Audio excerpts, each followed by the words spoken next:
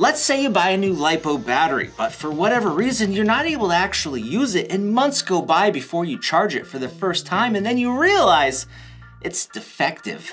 And when you try to get it warrantied, you're past your date. Not using that LiPo battery, or at the minimum, just testing it, is a good mistake that you want to avoid with your battery, and it's a good idea to always test any electronics after you buy them for the sake of your warranty. What's up guys, I'm Brett from AMain Hobbies, and I think at this point we all know that LiPo batteries are really critical to the radio-controlled hobby. These batteries are lightweight, they're compact, yet they have tons of power and lots of runtime. And the hobby wouldn't be the same without them. Now LiPos are really safe to use as long as you follow some general guidelines and rules, and really you're just setting yourself up to create some new habits when handling them. So today we're just going to talk about some of these issues and common mistakes that we see with LiPo batteries, so we can avoid them in the future. Now first up is a mistake that's not with the battery. It has to do with the battery adapter that's being used to make the battery compatible with the car. These battery adapters can work really well in certain situations. To make your charger and battery compatible, adapters work great. To make a battery compatible with a car, they can work great for that too. But they should really only be used for low power needs in that situation.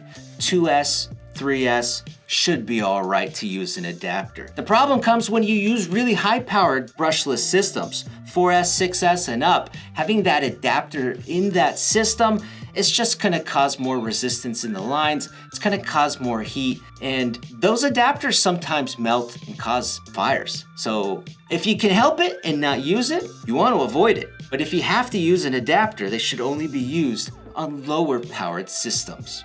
The next mistake is something I'm guilty of doing way back in the day because I just didn't know better. And it's using two mismatched batteries in a car that requires two batteries. In these cases, each of these batteries in the vehicle really ought to be the exact same battery model from the same manufacturer. They need to be the same cell count. They need to be the same milliamp hour capacity. Of course, they need to have the same connector. The problem arises when somebody uses two different packs. It could be the exact same battery, but what if one of them is a year old? And you just bought a second brand new battery. You've now got a used battery with a new battery, which we know from changing AA batteries in your TV remote is not a good idea. So anytime a vehicle requires more than one battery, those two batteries need to be exactly the same and have the same cycle count.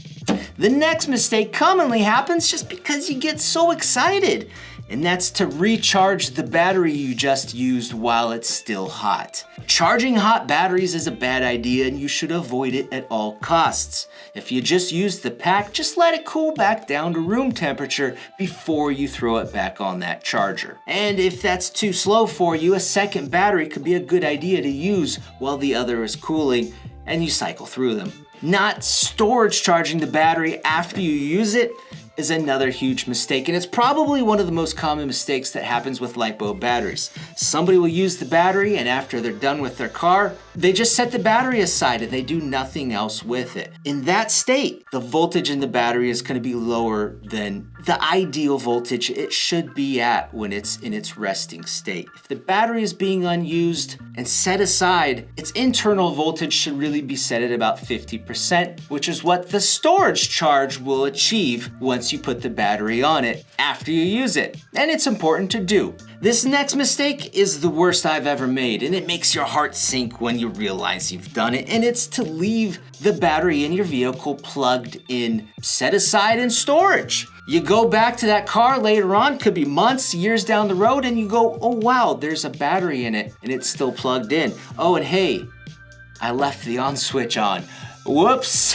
That's really bad to do because that battery will slowly be discharging in the car as it's still plugged in, much faster than if the battery just sat by itself. And most likely, if the battery sat long enough, it's gonna be dead. It's not gonna be working anymore. It's crucial to always remove and unplug the battery from your car, from your transmitter if you're using a rechargeable battery, in your starter box for your nitro car, anywhere there's a LiPo battery, unplug it after you're done with it. Now to go along with that is just the environment in which you store that LiPo battery. LiPos like to be stored in stable temperature, cool, dry environments. They don't like to be exposed to sunlight. If you store a LiPo inside your real car where it's gonna get super hot, it's gonna be bad for the LiPo. If you store your LiPo in a really cold environment, it's not gonna be good for the LiPo. If you store the battery in an environment where the temperature fluctuates a lot, again, that's not necessarily good. LiPos wanna be in stable climates. So do the best you can to provide that for your battery if you want it to last a long time. If not, then maybe just... A good habit to make with batteries is after you pull them out of storage, they could be sitting 6 months, a year, a couple of years. It's a really good idea to inspect them and give them a once over. Check out the hard case, look for cracks. If it's a soft case, check the shrink tubing for cuts or nicks or any exposures into the battery. Check out the wires and its connection. Make sure those wires are connected properly, there's no nicks in the sheath, and everything looks sound. And then the connector too should be checked. Battery connectors go bad after a while of being pushed and pulled apart, and they just need to be replaced to get that stick back. These are all really good things to inspect once in a while on your LiPo batteries. And if you're not, it's a mistake. Now, of all the mistakes on this list, this next one is probably the most common, and it's to fully charge a battery pack and then to just leave it and not use it. When a LiPo battery sits at 100% power and it's just set aside, it forms resistance inside the pack, and it really degrades the function, the runtime, the punch, and just the performance of the battery. And once that performance is gone, it's not coming back. The battery will still work, but it won't work the same as it used to.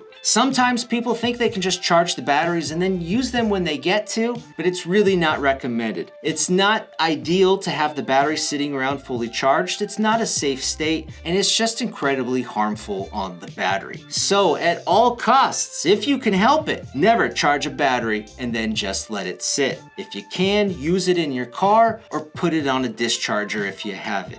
Now the next mistake has to do with buying used LiPos.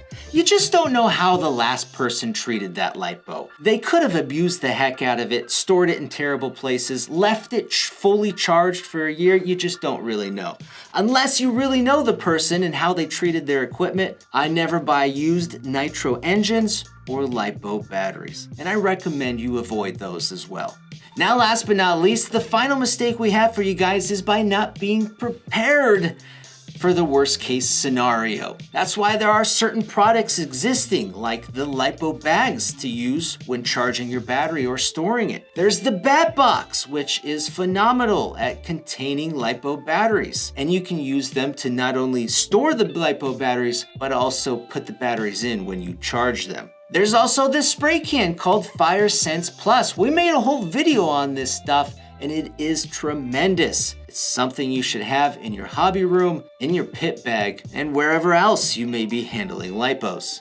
I hope this has been useful for you guys, and maybe we've avoided some mistakes, create some better habits, be safer in the hobby, and ultimately just have a better time. If you're curious, we'll put links down below to the Bat Safe and the Fire Sense Plus if you want to check it out. But if you just want more RC videos, well then hey man, check these out.